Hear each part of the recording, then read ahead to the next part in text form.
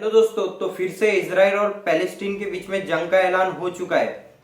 ये ना जाने कई सदियों से जंग इनके बीच में दोनों के बीच में चलती आ रही है। गर्मा गर्मी का माहौल होता है। सो 7 अक्टूबर तकरीबन सुबह के 6:30 बजे पैलेस्टीन के जो पार्ट है गाजा, उससे हमला किया जाता है इसराइल पे। तकरीबन 5000 रॉकेट इसराइल पे छोड़े जाते हैं, जिसमें कई लोग घायल होते हैं और कई लोगों की जान जाती है। अब ये मुद्दा अभी से स्टार्ट नहीं है, ना जाने कई सालों से ये मुद्दा स्टार्ट है। इन दोनों के बीच में जंग होते ही रहती है। सो इसको समझने के लिए हमें पहले इन दोनों के बीच के हिस्ट्री को देखना पड़ेगा, इतिहास को जानना पड़ेगा। सब चीज़ों को हमें पॉइंट ऑफ व्यू से जज करके बाद में हमें देखना पड़ेगा। और इसमें आपने देखा भी होगा कि कई सारे देश जो है अभी इसराइल का सपोर्ट कर रहे हैं, जैसे अमेरिका या हमारा इंडिया ही हो गया, वो इसराइल को सपोर्ट कर रहा है। सो हर चीज़ को हम चेक करेंगे कि इसमें गलती किसकी है, किस वजह से ये जंग हो रही है। और वीडियो में आगे बढ़ने से पहले गाइस प्लीज चैनल को सब्सक्राइब कर दो। अगर आप सब्सक्राइब करते हो तो मेरे को ऐसा वीडियो बनाने के लिए और मोटिवेशन मिलता है। तो पहले बात करते हैं, जहाँ इसराइल देश आज मौजूद है वहाँ पहले इसराइल देश नहीं हुआ करता था। इवन तो इसराइल देश का इस धरती पे नामो निशान नहीं था। कई हजार साल पहले इसराइल देश का इस दुनिया में, इस धरती पे नामो निशान नहीं था। ये पूरी की पूरी जमीन पैलेस्टीन के अंडर में आती थी, जहाँ पैलेस्टीन लोग रहा करते थे। इसको भी हम देखेंगे क्यों इसराइल पैलेस्टीन में आके अपना खुद का कंट्री बनाया था। तो इससे पहले हमें देखना पड़ेगा जो इसराइल में रह रहे रिलीजन है, जिसे मेजोरिटी रिलीजन जहाँ रहती है इसराइल में, वो है ज्यूस, जिसे हम कहते हैं यहूदी। यहूदी भी उन्हें बुलाया जाता है। तो यहूदियों के साथ में हमने देखा होगा कि हिस्ट्री में काफी ज्यादा गलत व्यवहार करते हुए आए थे, जहाँ हिटलर ने भी कई हजारों यहूदियों को मरवाया था। उनके खिलाफ, यहूदी के खिलाफ हिटलर का पॉइंट ऑफ व्यू कुछ अलग था। वो हिटलर यहूदियों को दुश्मन माना करता था। सो ये चीज हिटलर के टाइम ही नहीं बल्कि उससे पहले भी कई हजार साल पहले से ही स्टार्ट हुआ था, जहाँ यहूदियों पे हमले किए जाते थे या उनको अपनाया नहीं जाता था। इसका रीजन है क्रिश्चियन में जो मेन मान्यता दी जाती है जीसस को। तो जीसस का जन्म हुआ था एक यहूदी घर में, बट आगे जाके यहूदी धर्म से ना होके जीसस क्रिश्चियन धर्म में जाते हैं और क्रिश्चियन धर्म की जो है स्प्रेड करते हैं। उनके बारे में इंफॉर्मेशन देके लोगों को क्रिश्चियन धर्म के बारे में बताते हैं। सो इनके बीच में इसी मुद्दे पे गर्मा गर्मी चलती थी क्रिश्चियन और यहूदियों के बीच में। क्रिश्चियन लोगों का यहाँ तक मानना था कि जीसस को सूली पे चढ़ाने में भी यहूदियों का ही हाथ था। सो इसी वजह से क्रिश्चियन लोग यहूदियों पे पहले से जुल्म करते आ रहे थे, उनके खिलाफ थे। सो आगे चल के हिटलर ने भी उनके खिलाफ जुल्म किया उनको, क्योंकि हिटलर भी कहीं ना कहीं क्रिश्चियन का मान्यता था। इसी वजह से हिटलर भी इन पे जुल्म करता है। सो पहले से यहूदियों पे जुल्म करते आ रहे थे।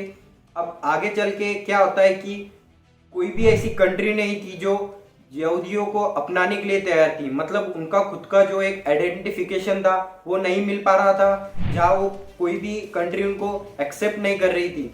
तो इसी चीज को देखते हुए यहूदियों ने डिसाइड किया कि हमारा अगर इस दुनिया में अस्तित्व रखना है तो हमें कहीं ना कहीं अपनी एक खुद की कंट्री बनानी पड़ेगी, जहाँ हमारे तरीके से हम जी सके, जहाँ हमारे पे जुल्म ना हो।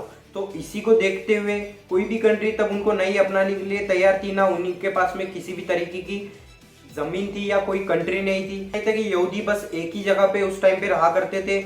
यहूदी लोग हर एक कंट्री में बटे हुए थे, हर एक जगह पे बटे हुए थे। सो उनका मानना यही था कि अगर हमें सुकून की जिंदगी जीना है तो हमारे लिए एक कंट्री होनी चाहिए जहाँ हम हमारे हिसाब से रह सके, जहाँ और कोई रिलीजन का पावर ना हो, जहाँ हम हमारे हिसाब से उस कंट्री को चला सके। सो यहूदियों ने डिसाइड कर लिया था कि हमें खुद का एक कंट्री बनाना है। सो इसी को देखते हुए 1881 में एक सबसे बड़ा माइग्रेशन होता है, जहाँ अलग अलग जगह पे रहने वाले यहूदी लोग पैलेस्टीन में जाते हैं, जहाँ आज इसराइल मौजूद है। सो पैलेस्टीन में जाते हैं और पैलेस्टीन में जाके वो रहने लगते हैं।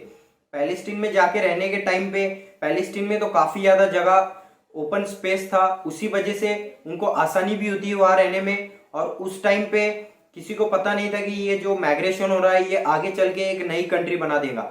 उस टाइम पे पैलेस्टीन में काफी ज्यादा ओपन स्पेस था, इसी वजह से इनको वहां रहने में कोई दिक्कत नहीं हुई।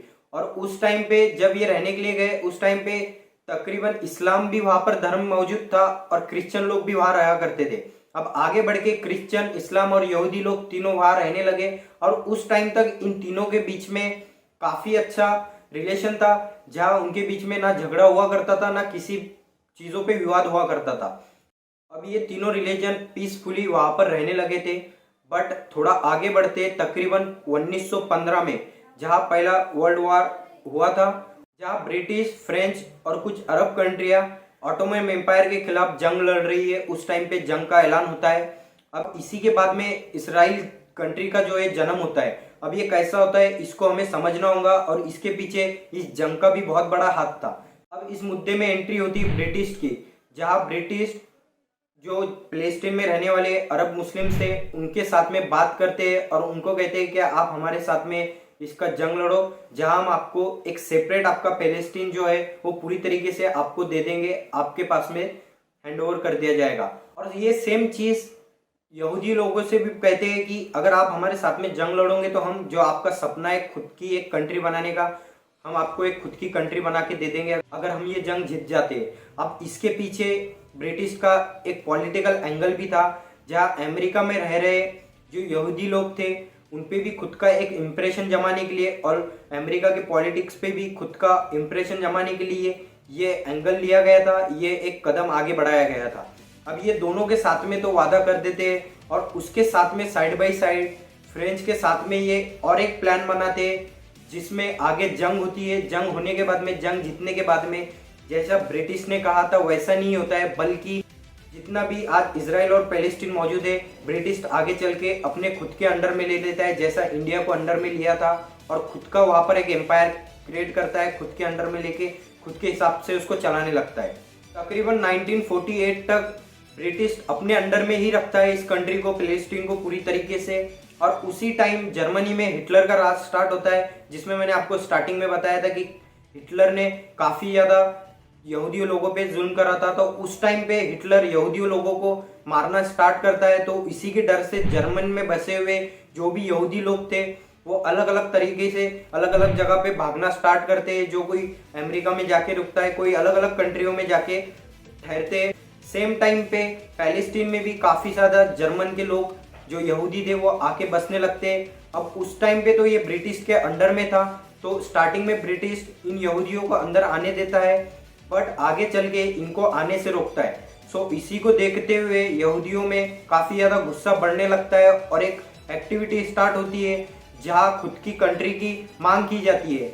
और सेम टाइम आगे चल के जो पैलेस्टीन पहले से रहा करते थे, जिनकी कंट्री थी, वो भी खुद की कंट्री को वापस लेने की मांग करते हैं, जिसमें आगे चल के तकरीबन 1948 में ब्रिटिश अपने हार मानता है और कहता है कि मुझे इस भसड़ से निकालो, अब मैं इस भसड़ में नहीं पड़ना चाहता, अब दोनों को कंट्री बांट के दे देता हूँ, जिसमें ज्यूज की एक स्पेशल कंट्री होंगी और पैलेस्टीनियों की एक स्पेशल कंट्री, इन दोनों को डिवाइड करके दे देता है। अब सेम जैसे भारत के अंदर भारत पाकिस्तान को डिवाइड एंड रूल का यूज करके भारत पाकिस्तान को अलग किया था, सेम वहां पर भी पैलेस्टीन में भी ये डिवाइड एंड रूल को खेलता है ब्रिटिश, और पैलेस्टीन एक अलग कंट्री बना देता है और यहूदियों की एक अलग इजराइल कंट्री बना देता है।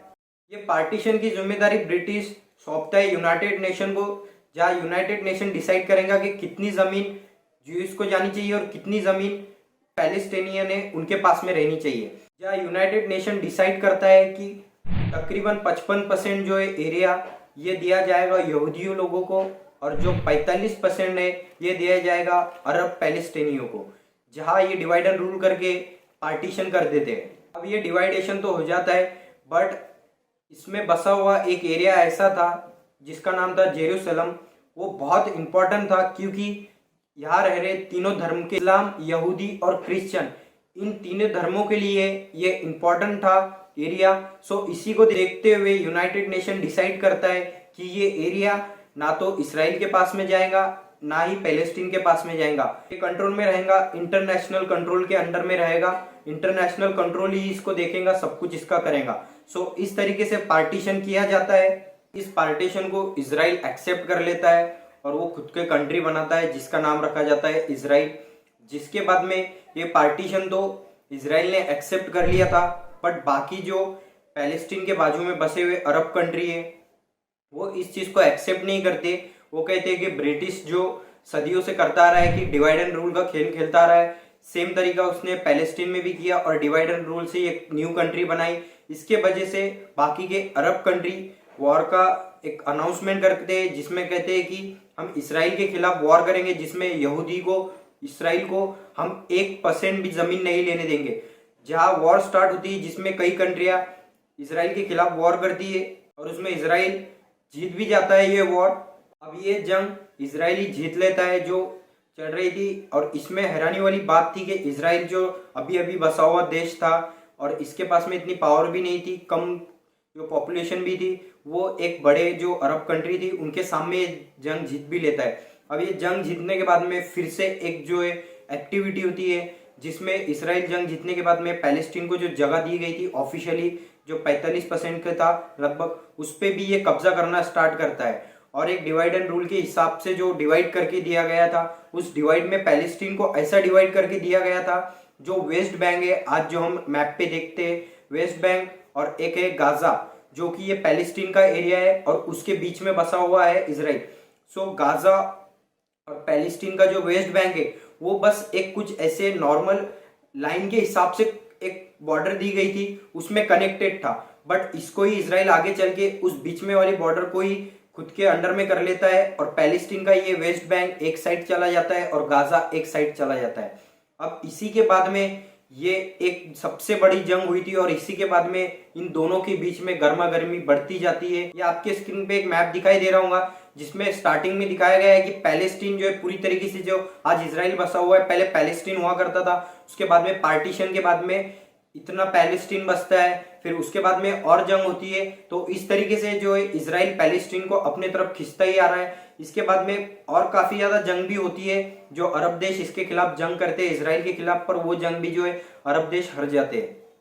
अब यही मुद्दा है जिसमें पैलेस्टीन और इसराइल के बीच में इतना ज्यादा गर्मा गर्मी का माहौल रहता है, जिसमें अब जैसे इसराइल पहले खुद के देश की मांग कर रहा था, उस लड़ाई कर रहा था, सेम आज पैलेस्टीन में जो बसा हुआ दो एरिया है, जो एक फर्स्ट है वेस्ट बैंक और दूसरा है गाजा। गाजा को जो है कंट्रोल करता है हमास ग्रुप, और वेस्ट बैंक को जो है पैलेस्टीन के ऑफिशियल जो पार्टी है उसको वो कंट्रोल करती है।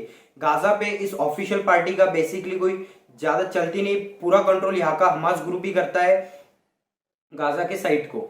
सो अभी जो रिसेंटली हमला हुआ है वो गाजा से ही किया गया था, बल्कि वेस्ट बैंक से नहीं किया गया था, गाजा से वो हमला किया गया था। और दूसरी बात, इसराइल ने ऐसे कुछ रूल्स बनाए जिसके हिसाब से पैलेस्टीनियों के पास में गन नहीं होनी चाहिए, वो कोई भी हथियार नहीं यूज कर सकते या उनके घर में हथियार नहीं रख सकते। बेसिकली वो एक खुद के हिसाब से उनको चला रहे पैलेस्टीनियों को जो वेस्ट बैंक में बसे हुए।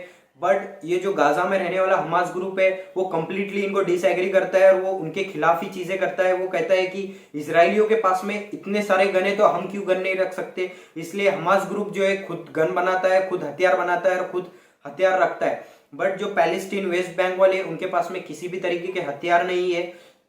वो जितनी भी अभी तक प्रोटेस्ट करते आए या जितने भी उन्होंने हमले किए वो बस पत्थरों को लेके पत्थर ही थ्रो करते हैं और उससे ही हमला किया जाता है। अब जो रिसेंटली ये 7 अक्टूबर को फायरिंग हुई थी, जो रॉकेट छोड़े गए थे ये हमास ग्रुप द्वारा ही छोड़े गए थे। सो अभी तो हमारे प्राइम मिनिस्टर इजराइल को सपोर्ट कर रहे हैं, बट कुछ टाइम पहले हमारे प्राइम मिनिस्टर ने बल्कि इजराइल को नहीं पैलेस्टीन को सपोर्ट किया था। और ये हमारे पहले प्राइम मिनिस्टर ने थे जिन्होंने पैलेस्टीन को सपोर्ट किया था। इसके पहले इंदिरा गांधी ने भी सपोर्ट किया था, राजीव गांधी ने, मनमोहन सिंह ने और अटल बिहारी वाजपेयी ने भी सपोर्ट किया था। उन्होंने कहा था कि इजरायलियों को उनकी पैलेस्टीनियों की जगह वापस करनी चाहिए, ऐसे खुद का हुकूमत नहीं जमा सकता।